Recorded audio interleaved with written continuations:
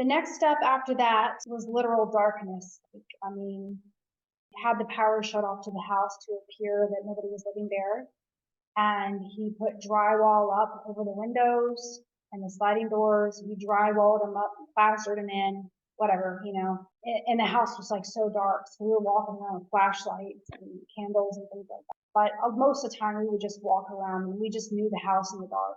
We just would walk around in the dark. You were a hostage then. Yeah. And at that point, my younger brother and I were not allowed out of the house, like for years on end. We weren't allowed to go outside. And you have a brother that's autistic. And Yeah. how did you deal with that? Him being autistic, and it says that you wrote a part where your younger brother who's autistic and you were no longer allowed to go outside for years. But then he had attempted to, was he the one that attempted to run away and try to find? My older brother, he attempted to run away. I mean, he ran away to my grandparents' house, but they drove him right back over just like that. They returned him, like, yeah, they covered for him and like for my dad and whatever. I don't know, but they returned him. Maybe he threatened them. I don't know. So they returned him immediately. So that just increased and solidified the hopelessness of the situation.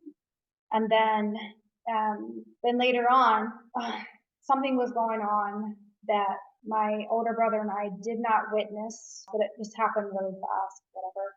And I didn't know till years later what was going on. But anyway, he handed my dad the wrong tool.